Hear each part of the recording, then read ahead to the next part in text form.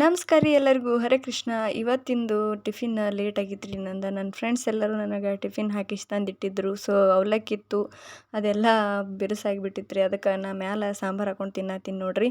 ಇವತ್ತು ನಮ್ಮ ಫ್ರೆಂಡ್ ಆಕಿ ಎಕ್ಸಾಮ್ಸ್ ಎಲ್ಲ ಮುಗಿಸಿ ಮನೆಗೆ ಹೊಂಟ ನೋಡ್ರಿ. ಅದಕ್ಕೆ ಆಕಿ ಲಗೇಜ್ ಎಲ್ಲ ತೊಗೊಂಡು ನಾವು ಎಕ್ಸಾಮ್ಕತ್ ಹೋಗಿ ಬಂದೀವಿ ರೀ.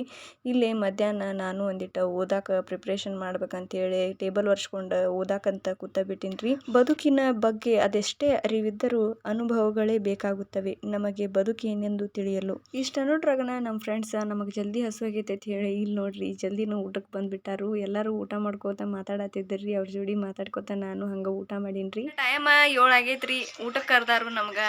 ಮತ್ತು ಪಲಾವ್ ಐತ್ರಿ ಇವತ್ತು ಊಟಕ್ಕೆ. ಪಲಾವ್ ಹಾಕೊಂಡ ಕೆಳಗೆ ಬಂದೀವ್ರಿ ರೂಮ್ನಾಗ. ಯಾಕಂತಂದ್ರೆ ನಮ್ಮ ಪ್ರತಿಭಾ ಅವರು ಮನೆಯಿಂದ ಬುತ್ತಿ ತಂದಾರ್ರಿ ನಮಗೋಸ್ಕರ. ಅವ್ರು ಏನು ಮಾಡತ್ತಾರ ನೋಡ್ನು ಬರ್ರಿ. ಏನು ಮಾಡತ್ತೀವ ಪ್ರತಿಭಾ? ಇವತ್ತು ಫೈನಲ್ ಮ್ಯಾಚ್ ಐತಿ. ಯಾರ್ಯಾರು RCB ಫ್ಯಾನ್ ಇದ್ದೀರಿ, ಜೈ RCB ಅಂತ ಹೇಳಿ ಕಮೆಂಟ್ ಮಾಡ್ರಿ. We are also fan of RCB. So RCBಗೆ ಸಪೋರ್ಟ್ ಮಾಡ್ರಿ.